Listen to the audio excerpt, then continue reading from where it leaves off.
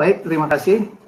Mungkin kami akan mulai sesi siang hari ini sehubungan dengan topik membangun industri asuransi umum, reasuransi dari aspek manajemen organisasi SDM dan kompetisi SDM. Sehubungan dengan pandemi COVID-19 yang terjadi saat ini, untuk dapat bertahan dan berkembang secara digital, transformasi untuk perusahaan asuransi umum adalah suatu keniscayaan. Bagaimana tadi Pak Rizwinandi juga sudah sampaikan dan juga Bu Emi juga sempat untuk menyampaikan hal tersebut ya, bahwa transformasi digital saat ini sangat penting untuk mendukung perusahaan asuransi dapat berkembang dengan lebih baik. Dalam situasi pandemi COVID saat ini, tentu visi dari pimpinan untuk menentukan arah dan tujuan organisasi akan menjadi syarat utama keberhasilan. Untuk itu di materi ini saya memulai dengan mengquote dari Stephen Covey dari Seven Habits, begin with the end of mind. Karena untuk dapat sukses dalam transformasi, kita harus tahu tujuan akhirnya seperti apa, terlebih bagi pimpinan-pimpinan perusahaan atau pimpinan-pimpinan transformasi. Perlu disampaikan pula bahwa teknologi sentris sebagai mindset perusahaan untuk menghadapi transformasi digital seringkali menjadi penyebab kegagalan. Untuk itu sebaiknya langkah dimulai dengan mengubah haluan tujuan akhir yang berfokus pada kepuasan pelanggan. Tadi juga Pak Rizwinadi menyinggung hal tersebut. Dan juga saat ini kan pelanggan tuh beralih kepada milenial sekarang ya, lebih percaya kepada omongan teman atau digital application. Tadi Bu Emi juga udah sampaikan hal itu. Sebagai catatan untuk digarisbawahi bahwa transformasi digital adalah merupakan transformasi sumber daya manusia. Sehingga materi hari ini menurut kami sangat cocok dan penting dalam menjaga sustainable perusahaan asuransi ke depan. Next. Disrupsi akan selalu terjadi ketika ada teknologi baru menggeser teknologi yang lama. Dari sini organisasi dituntut untuk bertransformasi dengan baik. Sini kami quote dari McKinsey Company, misalnya, insurers have a choice be disrupted or to be disruptor, ya, dengan mendeliver produk-produk baru, service-service baru maupun bisnis model yang baru. Beberapa ahli juga menyatakan bahwa untuk dapat bertumbuh dan berkembang dalam masa pandemi COVID-19, melakukan transformasi kepada model organisasi yang fleksibel, yang agile gitu, merupakan suatu keniscayaan, sebagaimana sudah kami sampaikan sebelumnya. Selanjutnya dari Forbes kami ambil ya, 97% top manajemen percaya bahwa pandemi COVID-19 saat ini mempercepat transformasi digital. Ya, tadi Pak Riz juga kalau saya nggak salah quote, ada pandemi ini menjadi momentum, diharapkan menjadi momentum untuk bertransformasi secara digital. Beberapa perusahaan asuransi tentu bahkan sedang dalam persiapan, bahkan sudah ada yang melakukan transformasi digital ini terlebih dahulu. Sesuai dengan topik yang ada, kami mencoba membagi menjadi 3 bagian besar. Yang pertama adalah dimensi yang harus dipenuhi dalam transformasi digital ke dalam model normal yang baru, terutama untuk aspek manajemen, organisasi, dan sumber daya manusia. Yang kedua adalah hal-hal yang harus dilakukan sebagai pimpinan leader atau leader transformasi, karena untuk mencapai tujuan akhir dengan arah yang sesuai harus dipimpin oleh seorang leader yang siap dan memahami apa yang harus dilakukan, serta dapat menggerakkan dan mengarahkan organisasi. Yang ketiga, kami mencoba menyampaikan studi kasus transformasi di perusahaan asuransi umum yang dilakukan salah satu anggota perusahaan kami. Next, Bu. Pada slide ini merupakan bagian pertama ya kami, sebagaimana disampaikan dalam World Economic Forum pada bulan Juli yang lalu, bahwa dalam situasi pandemi COVID-19 kita harus belajar bagaimana untuk dapat hidup dengan cara yang berbeda. Kita sadar bahwa kondisi yang terjadi saat ini sangat tergantung kepada model digital. Sepertinya kita tidak akan kembali lagi ke model yang lama. Ya. Jenis dan kecepatan transformasi digital dapat berbeda antara suatu perusahaan asuransi dengan perusahaan asuransi yang lainnya, yang dipengaruhi oleh ukuran maupun size perusahaan tersebut, juga industri itu sendiri. Misalnya dengan perbankan, kita bandingkan asuransi dengan perbankan, tentu digitalisasi perbankan bisa kita akui udah maju lebih dulu. Hal lain adalah kematangan dalam proses digital dan kemampuan perusahaan itu sendiri.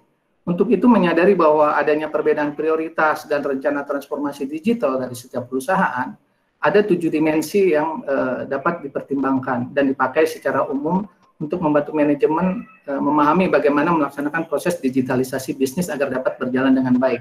Dari 7 dimensi ini, kami coba poin-poin untuk tiga hal yang sesuai dengan tema kita pada siang hari ini. Yang pertama adalah yang merupakan dimensi kedua, di situ adalah perubahan bisnis model. Ya. Dalam transformasi bisnis akan terjadi perubahan bisnis model. Walaupun kita sudah memiliki jalur distribusi penjualan digital misalnya, organisasi akan bergerak ke arah pelayanan dalam lingkungan digital secara keseluruhan. Ya. Bukan hanya sebagai satu jalur distribusi, tapi dalam satu ekosistem. Sebagai contoh, perusahaan asuransi yang melakukan ini adalah sebelah kanan itu, sebagai contoh adalah perusahaan asuransi dari China, Ping An, mungkin Bapak Ibu juga sudah mengetahuinya. Perusahaan ini memperluas bidang usahanya dan berubah dari hanya sekedar perusahaan asuransi menjadi perusahaan yang menangani 5 industri asuransi, 5 industri digital yang bergerak di bidang keuangan, perumahan, otomotif, kesehatan, dan juga pelayanan umum. Ya, dari contoh kasus ini kita dihadapkan pada pilihan. Ini kan perubahan. Mungkin perusahaan asuransi bisa mengambil kesempatan ini dan juga melihat apakah kita akan tetap jadi perusahaan asuransi atau mengembangkan perusahaan asuransi dengan konsep digital sebagaimana yang Ping An lakukan. Yang kedua yang merupakan dimensi ketiga di situ adalah perubahan model kerja operasional. Ya. Untuk dapat merespon perubahan permintaan dan penawaran dengan cepat, model operasi haruslah mumpuni, ya, cepat beradaptasi dan terlepas dari pengkotak-kotakan secara fungsional atau silo-silo organisasi selama ini. Selain itu, saat ini organisasi diharapkan dapat bekerja menggunakan kecerdasan buatan. Nah, ini yang menarik, artificial intelligence. Jadi memang kita sudah dituntut itu untuk ditetapkan secara menyeluruh di setiap bagian dalam perusahaan. Sebagai contoh, kembali di sebelah kanan, kalau tadi tanda panah di sebelah kanan, kembali perusahaan Ping An Asuransi sudah memakai artificial intelligence dalam memproses klaim end-to-end dari awal sampai akhir untuk asuransi kendaraan, proses bisnis asuransi kesehatan. Di Indonesia sendiri bagaimana? Nah, ini masih dalam proses pengembangan, saya pikir saya belum dapat informasi yang lebih dalam, tapi ini sangat menarik menurut saya. Yang ketiga yang kami soroti adalah poin yang ketujuh, yaitu mengenai perubahan akseptasi terhadap talent, dalam hal ini sumber daya manusia, sesuai tema kita hari ini. Untuk mendukung model operasional yang secara digital, seluruh perusahaan perlu untuk meningkatkan kemampuan sumber daya manusia yang masif. Karena transformasi digital lagi-lagi adalah transformasi manusia sebetulnya. Sehingga manusia diminta untuk siap untuk bekerja sama dengan mesin yang cerdas sekalipun, dan dengan tingkat adaptasi yang tinggi. Karyawan juga dapat dibekali dengan lingkungan kerja yang digital. Jadi selain meningkatkan kapabilitas, lingkungan kerjanya juga mungkin bisa membantu untuk dapat secara digital juga mendukung. Nah, ini sebagai contoh di sini DHL dan Ricoh, ya, mereka menyiapkan lingkungan kerja dengan menggunakan vision packing in logistic system, itu kacamata digital yang dapat menginformasikan perubahan ataupun pengaturan barang-barang di gudang untuk didistribusikan dengan cepat. Dengan hanya men-scan barcode di kacamatanya, informasi langsung muncul atau instruksi di kacamata tersebut. Tadi Bu Emi sampaikan harus efisien dan juga harus cepat. Nah, ini mungkin bisa menjawab. Lanjut, Bu. Pada slide ini kita lihat perubahan ekspektasi pelanggan ke depan dalam situasi saat ini, dalam era digitalisasi. Dicontohkan di sebelah kiri kalau warna biru, ya, dalam hal penanganan klaim asuransi kendaraan, di mana pelanggan mengharapkan pelayanan yang cepat dan responsif dengan menggunakan aplikasi, pengumpulan data secara otomatis, fasilitas upload foto, update informasi secara proaktif melalui media sosial, komunikasi melalui chatbox, dan channel digital lainnya. Dalam pembayaran klaim juga pelanggan mengharapkan dapat dilakukan secara otomatis dan dikirim langsung ke rekening tertanggung. Nah, ini lagi-lagi kalau ada tanda panah ke bawah itu ada Ping An, ya. Ping An juga dijawab oleh asuransi Ping An dengan menggunakan artificial intelligence dalam pengelolaan seluruh proses klaim. Mulai dari sisi pelaporan dengan foto digital, assessment nilai klaim sampai proses persetujuan. Ya. Ini dapat dilakukan dalam 5-10 menit dengan tingkat akurasi 95,5% dari klaim yang terjadi. Kemudian pembayaran pun dapat dilakukan dengan segera dengan hitungan dalam hitungan detik dengan menggunakan face recognition. Jadi udah didaftarkan dengan face itu, klaimnya langsung dibayarkan juga. Nah, ini sangat membantu dan sangat diminati oleh pelanggan. Demikian juga halnya dengan proses pembelian asuransi yang biru yang di bawah bagian kedua, untuk asuransi rumah misalnya dan juga untuk asuransi kesehatan, tertanggung mengharapkan pelayanan dengan cara yang sama. Sebagai informasi di Ping An secara keseluruhan bisa dengan menggunakan artificial intelligence yang di sebelah kanan atas tuh mendeteksi blue outbreak untuk 90% akurasi. Nah, asuransi lain misalnya Mapfre Insurance juga telah menyiapkan hal tersebut. Nah, bagaimana dengan di kita di industri asuransi umum di Indonesia khususnya. Nah ini sebagai bahan masukan dan mungkin sudah ada yang melakukan ya, mungkin nanti bisa kita. Cuman sampai saat ini yang kami tahu masih dalam tahap pengembangan. Lanjut Bu. Sebagai bagian kedua, pada slide ini disampaikan 6 hal yang harus dilakukan oleh pemimpin transformasi digital. Ya. Nah ini kurang lebih kami ambil dari EY juga. Kami menyoroti di sini poin nomor 5. Ya. Poin nomor 5 yang berfokus pada tata kelola yang baik yang menopang 5 poin lainnya. Tanpa tata kelola yang baik dengan manajemen risiko yang terukur, seluruh hal yang lain tidaklah mungkin dilakukan dengan baik. Tadi Pak Rianto menyampaikan juga bagaimana masyarakat percaya bahwa ini terhadap asuransi telah diukur dan diatur oleh OJK, itu salah satunya. Ini manajemen risiko juga perlu ditetapkan baik untuk organisasi, terlebih juga untuk data-data yang akan kita pakai nantinya. Nah, poin pertama kalau kita boleh bahas sedikit ya, perubahan yang tajam ini customer service ya, customer sentris. Nah, poin pertama fokus pada customer adalah hal yang pertama dan utama. Perubahan yang tajam ke arah customer sentris adalah elemen utama dan menempatkan manusia sebagai pusat transformasi digital. Perusahaan yang unggul akan menempatkan kebutuhan pelanggan pada puncak daftar prioritas yang ada. Bagaimana perusahaan harus melakukan ialah dengan mengubah proses bisnis, meningkatkan kompetensi. Sekali lagi ini bisnis ini menarik nih. Bisnis harus lebih cepat, lebih mudah, lebih murah, dan lebih aman. Tentunya juga harus andal. Saya pikir itu komplit sekali ya. Tadi beberapa masukan juga udah masuk di sini. Sekali lagi, lebih cepat, lebih mudah, lebih murah, aman, dan tentunya handal. Ya, aman juga ada, handal juga ada. Ini harus dilakukan untuk seluruh lapisan pelanggan, baik individu maupun korporasi. Model personalisasi dari layanan yang ditawarkan akan menjadi faktor penentu bagi pelanggan. Poin kedua adalah menyelaraskan artificial intelligence untuk meningkatkan pertumbuhan. Ya. Tadi kami sudah jelaskan panjang lebar ya, di sini juga diulang lagi, karena penggunaan artificial intelligence ini ke depan akan sangat membantu perusahaan asuransi. Cepat akan menjadi kata kunci keberhasilan ke depan. Paling tidak itu yang dapat kami sampaikan. Dari hasil survei pun 500 perusahaan di internasional di dunia diketahui bahwa 47% menyatakan bahwa artificial intelligence merupakan pengeluaran terbesar dari investasi mereka dalam 2 tahun terakhir. Ya. Sehingga apa yang harus dilakukan oleh organisasi adalah mengidentifikasi proses-proses yang sedang berjalan, produk dan jasa apa yang dapat ditingkatkan untuk menggunakan artificial intelligence. Nah, poin ketiga, melakukan inovasi melalui lingkungan digital dan bekerja sama dengan bisnis partner yang ada. Pelanggan saat ini berharap adanya penanganan secara privacy, kenyamanan, dan pengalaman yang menyenangkan. Sementara itu mungkin kita belum siap untuk itu. Nah, apa yang harus dilakukan? Ya, kita bisa bekerja sama dengan bisnis partner yang sudah melakukan atau mempunyai platform digital tersebut. Contoh misalnya tadi saya sebutkan dengan perbankan, dengan asuransi misalnya. Bisa berkolaborasi untuk menciptakan produk yang sesuai dengan permintaan pelanggan. Kemudian asuransi dengan pihak mana yang lainnya dan sebagainya, sehingga permintaan pelanggan dapat kita antisipasi dengan baik. Poin keempat adalah pengembangan sumber daya dengan memberikan program insentif dan strategi-strategi yang baru. Yang terjadi saat ini adalah adanya skill gap ya antara perkembangan transformasi digital dengan sumber daya yang ada. Ya.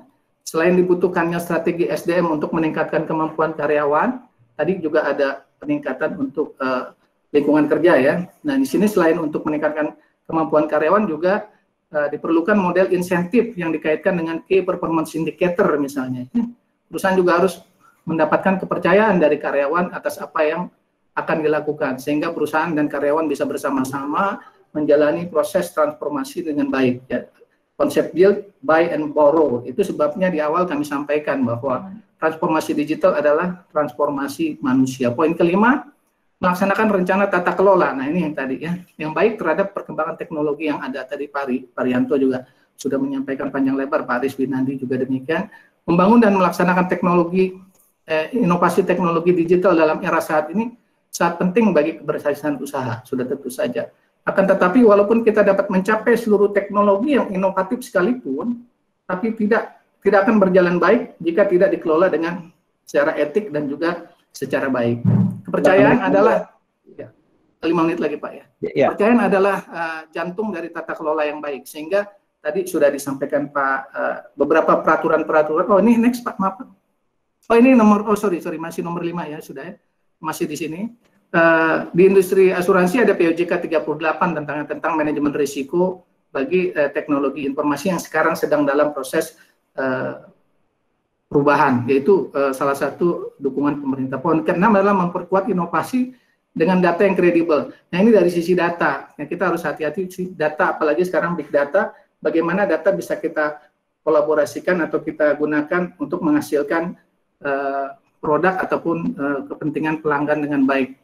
Manajemen data juga penting, ya, governance terhadap data, bagaimana data disimpan, diolah, dan juga didistribusikan. Next, Bu. Nah, di sini kami memberikan contoh ya dari sisi industri asuransi umum ya. Kalau mungkin ini Bapak Ibu atau teman-teman yang lain belum tercatat di sini, ini disclaimer karena data yang kita terima saja. Mungkin di websitenya sudah melakukan penjualan secara digital. Ini ada 5 perusahaan asuransi yang sudah melakukan penjualan secara digital. Nah, satu perusahaan Simas Insurtech yang sudah berdiri sesuai dengan dari awal dia adalah perusahaan digital, asuransi digital. Ini satu-satunya perusahaan asuransi umum paling tidak saat ini yang pendiriannya juga sudah menyatakan sebagai perusahaan dengan konsep digital. Nah, di sebelah kanan tadi sebagaimana tadi Pak Rizwinandi sampaikan, ini adalah dukungan pemerintah.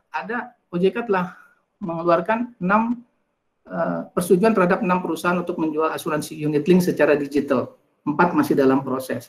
Tetapi tidak demikian untuk asuransi umum ya. Asuransi umum POJK-nya sudah ada, SE-nya belum. Nah, diharapkan mungkin bisa mengembangkan asuransi umum dengan keluarnya SE tadi. Tapi di asuransi jiwa sudah bisa secara face to face. Demikian juga penerapan hal-hal lain, misalnya tentang tanda tangan elektronik. Untuk ke OJK komunikasi kita sudah bisa dengan tanda tangan elektronik. Namun untuk mendukung produk, tanda tangan elektronik masih belum diakui secara umum, ya, keabsahannya masih perlu dikaji. Demikian juga peraturan-peraturan lain, peraturan tentang insurtech, misalnya fintech tadi sudah disampaikan oleh disiapkan oleh OJK. Lanjut, Bu.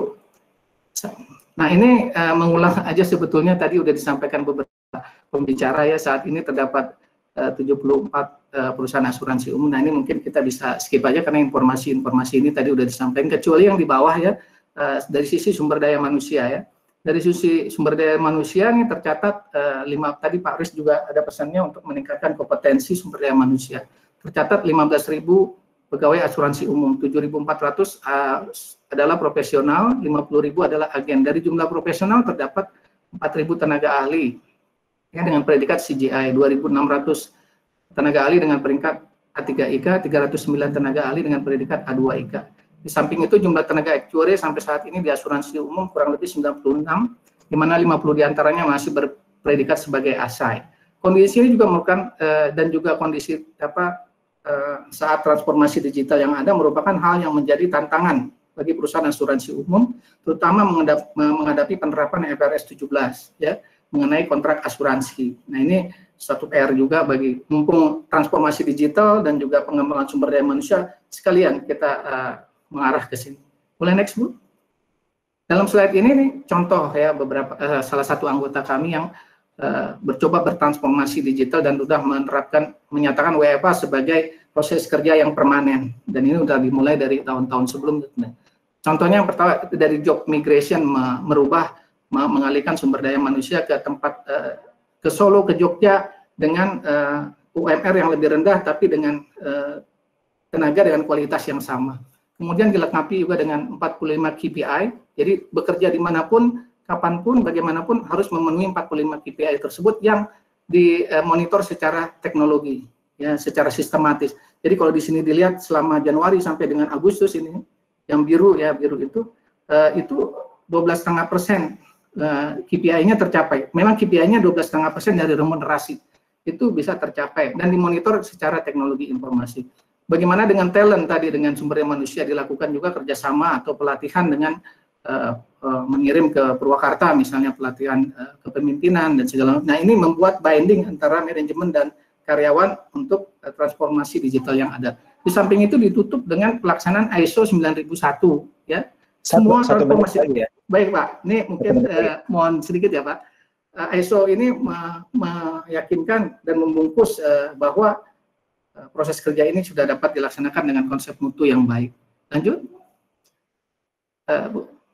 Nah, ini juga dalam masa ini mereka berhasil menghemat 700 juta per bulan, dan juga tingkat kecepatan pembuatan polis meningkat 23% walaupun mereka work from home, ya. Ini dikontrol dengan OTRS, ya. Kita juga pakai OTRS atau Open Source Ticket Requesting System. Jadi semua pekerjaan dipantau melalui teknologi sehingga work from home bisa dilakukan dengan baik. Lanjut.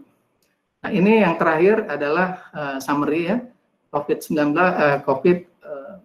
mempercepat proses digitalisasi, customer changing demand is the number one objective. Lalu kita harus menggunakan artificial intelligence. Terus digital transformasi adalah bukan transformasi manusia. Kita harus senantiasa meningkatkan kemampuan manusia dan juga tempat kerja. Lalu yang terakhir yang tidak kalah penting adalah governance yang harus dijaga untuk seluruh proses tersebut. Yang 7 dan 8 itu adalah sebagaimana yang tadi kami sampaikan. Terakhir, ini kelihatannya memang slide terakhir, silakan. Nah, kelihatannya sulit ataupun tidak sulit, ya, challenging lah kalau istilah saya. Namun memang sebagaimana diungkapkan oleh Nelson Mandela, it always seems impossible until it's done. So let's make it done. Ya, itu Pak dari saya. Terima kasih. Mohon maaf kalau ada kekurangan dalam penyampaian maupun materinya. Terima kasih, Pak. Assalamualaikum warahmatullahi wabarakatuh.